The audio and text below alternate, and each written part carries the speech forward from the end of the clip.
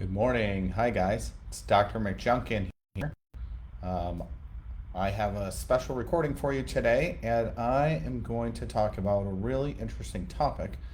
This is not one that's talked about a whole lot, but it's what are natural help for urge incontinence, or what can you take naturally, let's say, besides a medication. And we're going to look at three different things today. And I think you're going to really enjoy this. I would love to hear your all's experience with this. What have you found that's been useful?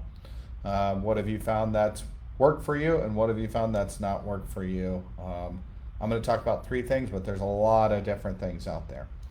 So the first thing we're going to talk about is probably the most important, and this one's fairly well researched for urge incontinence, for the condition overactive bladder, and really for a lot of different medical conditions. By way of introduction, I'm Dr. McJunkin. I specialize in a procedure called sacral neuromodulation, and basically it's a miniaturized pacemaker for people who have urinary incontinence with the condition called overactive bladder or urge incontinence. It also does work for the condition for fecal incontinence for many people. So the first one we're going to talk about, though, is vitamin D. And I can't stress to you the importance of how critical it is to have optimized vitamin D levels. And this is a conversation that I have every single day, and I try and have it with every single patient if I can. But basically what we know is normal vitamin D levels, or I should say high normal levels, are somewhere between 80 to 100. But if you fall into lower levels, below, let's say, 45 or 50, oftentimes you will have fatigue, hormonal changes. For men, it's low testosterone, hair loss. But one of the things that we found is basically if your vitamin D levels are low, your body cannot heal itself. So basically, you're taking away all of the capacity for your body to heal itself. And with a condition like overactive bladder or urge incontinence, we've talked about this in the past, but really I think the underlying root cause is oxidative stress, and that's actually the root cause for aging. We call aging inflammaging, and so oxidative stress is a oxidative reaction inside your body, and it affects the nerves. And what we know about this condition, urge incontinence, is the nerves aren't properly working. They're not sending the proper signal. And those nerves can be inside the bladder. Those nerves can be from the bladder going to the brain, and sometimes even in the brain. So there's different conditions that affect all of those things. Okay, so vitamin D appears to have a notable impact on urge incontinence, particularly in individuals with vitamin D deficiency. And so urge incontinence, again, is kind of the sudden urge to urinate, and oftentimes that can be associated with involuntary leakage. Not everyone gets that, but it can be influenced by vitamin D levels. And so this might sound strange to you, but why is that? So one thing that's interesting about vitamin D is that it's actually a hormone. It's not just a vitamin, but it's a hormone that's produced in your body. I think all of us know this. It's produced from natural sunlight. Now, having said that, if you live in certain latitudes and longitudes, and at certain times of year, you may not get enough vitamin D experience. Where I am here in Arizona, oddly enough, the summertime is where most people become vitamin D deficient because it's too hot to get outside and get natural sunlight exposure. So for most people, what it means is we need to start supplementing with vitamin D. Okay, so the question is, why does this hormone, vitamin D, why does it affect your bladder at all? Okay, first I'm going to tell you just a teeny bit of background. Vitamin D deficiency is associated with an increased risk of overactive bladder and urinary urge incontinence. And there has been a large systematic review, meta-analysis, so like a large research article that looked at this. But it could reduce the risk of urinary urge incontinence by 66%. And so what that means is for almost everybody who has urinary incontinence, urge incontinence, overactive bladder, is they should be supplementing with vitamin D. No question about it. There have been several clinical trials on vitamin D supplementation. And it showed that vitamin D supplementation significantly reduced the severity of urinary incontinence and the frequency of nocturia, going to the bathroom at night. So, and I've done another kind of talk about nocturia, nighttime urination. Vitamin D is your daytime hormone. It tells your body, hey, it's time to go. It also helps to heal things. Observational studies indicate that higher serum vitamin D levels are associated with a decreased prevalence of urinary urge incontinence. Okay, so how does it do this? That's like an amazing question, and that's the question that I have. Number one is it strengthens the bladder muscles. So again, no nerve, no muscle will properly function. Your brain won't if vitamin D levels aren't in the normal range.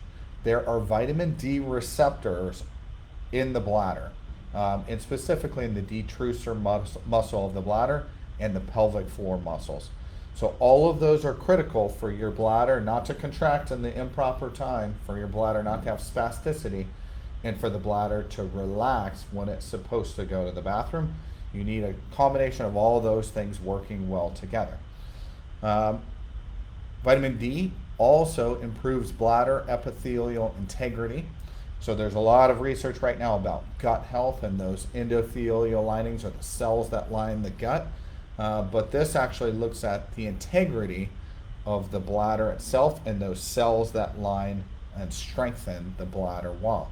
And so they actually create tight junction proteins. And what this does for people, and again, if you're one of those people who struggles with infections, this helps to prevent bacterial invasion and even the forming of things like biofilm. So it prevents you from getting chronic urinary tract infections. Those can be very aggravating and cause spasticity and cause people to go to the bathroom much more frequently, more urgently, and to have accidents as well. So it's really important, if you're struggling with UTIs or any bladder issues, that you optimize your vitamin D levels. Let's see, and really the best research kind of looks at low vitamin D levels and how that affects bladder function, but all of us should shoot for high normal to high levels of vitamin D. And so that's generally 80 to 100 is what I think, from all the different research I've done, is what I typically shoot for in myself. If your doctor has not measured your vitamin D levels, you might ask them to do so, and they can order a blood test looking at that. But I think that's one of the critical things that's missing for most people in America. Most people who don't live centrally, most Americans do not get enough sunlight exposure. It's very difficult to do so. And then as we age, we make less and less of this hormone the more that we're out in the sun. So if you're younger, you actually make more of this hormone. Another interesting thing is the darker your skin, the more sun exposure you actually need, because the melanocytes, the melanin, is a protective border, and it protects you from getting UV exposure. So if you're very, very fair skin like me, you actually get burned more quickly, but you create vitamin D easier too. And so if you have darker skin, you should be supplementing with vitamin D. Generally, you might look at what your doctor recommends. Generally, I would say the optimal dose is somewhere between 5,000 to 10,000 IUs, international units per day. And again, there's a lot of research studies looking at, if people are low, giving them a one-time dose of 50,000 IUs, and you can safely do that, and then a weekly dose of 50,000. But I think supplementing each day, 5,000 to 10,000, somewhere in that range, is probably the healthiest for most active adults. One other thing that you'll want to do when you buy a vitamin D supplement, I like one that's Dr. Berg's, and you can buy it on Amazon, but it has another vitamin with it, vitamin K2. So vitamin D picks up more calcium from your gut when you eat foods. You don't want that calcium to go into your blood vessels and cause clotting and those sorts of things, heart attacks, strokes. Vitamin K2 pushes that calcium into your bones. So K2 is really important to take with vitamin D. That's something generally most people recommend you take in the morning time. Okay, so the first one we talked about, critically important, very well researched, and a recommendation I have for every single person who has a bladder problem is you need to optimize your vitamin D levels. This isn't talked about enough for how critically important this is. It's important for your overall health, not just your bladder health, but it's critically important for bladder health. Number two, the second one is magnesium. And so I'm sure the people that I work with think I'm a broken record because I always talk about vitamin D and I always talk about magnesium. Magnesium has a lot of interesting components. It's a mineral, not really a vitamin. It's a mineral, but it does a lot of very interesting things. So remember, vitamin D, your skin creates, and most people need to supplement. Magnesium is critical for you to actually take that vitamin D up and properly use it. So magnesium and vitamin D are kind of like cousins where they have to be together.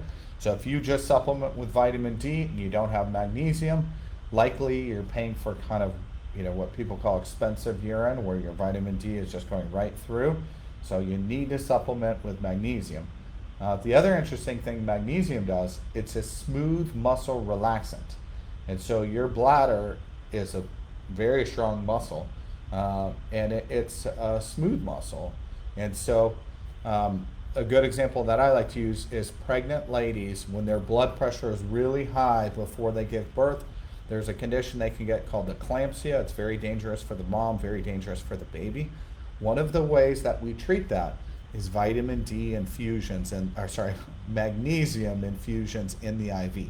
And where I said it's a smooth muscle relaxant, it actually relaxes blood vessels, so it will relax blood pressure. And so if you have high blood pressure, you should be on magnesium. If you have a bladder problem, you should be on magnesium. Okay, study involving magnesium hydroxide shows that, and there's multiple different forms of magnesium, showed that 40% of women treated with magnesium reported subjective improvements in urgency, nocturia, and incontinence compared to placebo, which was 16%. So what this shows is there was a placebo study comparing placebo to magnesium, which are generally considered the gold standard kind of studies. This showed magnesium was superior. And if you look at any of the bladder medications, they have all been studied generally compared to placebo as well. Another study found that 55% of participants receiving magnesium reported an improvement in urinary symptoms compared to 20% in the placebo group. So there's two different studies that look at this. Okay, common dosages. So there are some people who recommend dosages that basically are kind of spread out throughout the day. I think that's very reasonable. The average woman should be on at least 400 milligrams per day of magnesium. Average man, 500 milligrams. I generally will tell people 500 milligrams. If it's too much, your body just pees it out. And oftentimes you'll want to take that at nighttime because magnesium can calm down a racing brain. It can also help people to sleep better. So if you have a bladder issue, you really want to be on number one, vitamin D, and generally the active form is D3 with K2, and then number two, magnesium. Okay. Now we're getting on to our third compound. And so the first one, a vitamin or a hormone. The second one, a mineral. The third one, you might be surprised, is baking soda. And that is called sodium bicarbonate. And so you might already know something about baking soda. But baking soda is an alkalizer. So it takes acidic things and makes them more alkalytic. Okay, so how would this particular substance help an overactive bladder, help urge incontinence, and it actually helps nighttime urination as well? So here's where it gets a little bit interesting. Urine alkalization. So sodium bicarbonate, remember, alkalizes things. Acidic urine can irritate the bladder lining, and it can exacerbate symptoms of overactive bladder. So it can cause that bladder to become more active, which we call overactive, and it can get in spasms, and then you can develop urge incontinence. So by neutralizing the acidity, sodium bicarbonate may help reduce the irritation and improve symptoms. Okay, so here, this one's surprising to me, and I think you'll like this one as well. There was a study that compared one of the bladder medications for overactive bladder or urge incontinence, and that is a really common medicine. It's been out a long time. Its name is Detrol. And so this study compared the effects of sodium bicarbonate with Detrol, this common bladder medication. I'm going to ask you guys, which one do you think worked better? Okay, the study found that both treatments significantly reduced symptoms such as frequency, nocturia, urgency, and urinary incontinence. So it's kind of interesting. Both of them actually worked. What this study did not look at, and I've talked about this before, but medicines like Detrol drastically increase your risk of dementia. So it's not one of the medicines that I kind of ever encourage anyone to be on long term. I talked to a girl yesterday in her 40s, and she has been taking one of these kinds of bladder medications that lead to early dementia. And one of the things we talked about is we got to get you off this medicine because it's not safe. Okay. There's another study that compared it against another bladder medicine, which is another anticholinergic similar to those other ones. This one is called Vesicare, I believe. Study also found sodium bicarbonate significantly improved bladder symptoms and symptom scores, with results comparable to this prescription medication. Okay, so what is the conclusion for sodium bicarbonate, baking soda? They call it a promising non-pharmacological option. It's not a drug for managing urge incontinence for individuals with acidic urinary pH. All of urine is acidic, and so this probably helps people who have more acidic.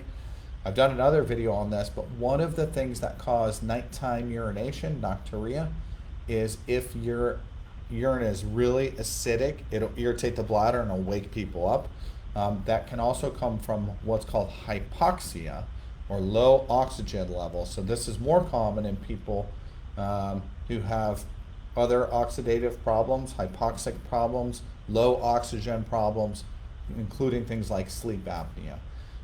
Sodium bicarb would be useful in those people, including people with sleep apnea. It actually produces more oxygen. Okay, let's see. Okay, so the three things we talked about today, and I hope I'm very clear on this. I'll mention the dose at the end there. Vitamin D3, the best version comes with K2. That's another vitamin that goes with it. It helps vitamin D3 to work a little bit better, and it makes it safer for you. But the one that I recommend is Dr. Berg's, and I generally will take about 5,000 IUs per day. Some people need more than that, and that's where you kind of have to test your levels. Number 2, magnesium. Magnesium, remember, is the cousin with vitamin D3, and it helps it actually to get metabolized and used correctly. There are vitamin D receptors in your bladder, and that's where vitamin D is targeting. Magnesium affects all smooth muscles. It's a smooth muscle relaxant, including it relaxes blood pressure. Most people require 500 milligrams of magnesium per day. Why don't you get enough of these in your diet? Magnesium and vitamin D, some of it is just from soil depletion. The vegetables, the fruits, even the meats we eat don't have the number of magnesium and vitamin D that they might have in the past because of the way that agriculture is done now.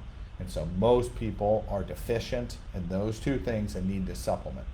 Sodium bicarb, very, very interesting. Baking soda, it's not a vitamin, it's not a mineral. It's different, and so what I typically recommend for that is before you go to bed, a small cup of water and a tablespoon of sodium bicarbonate.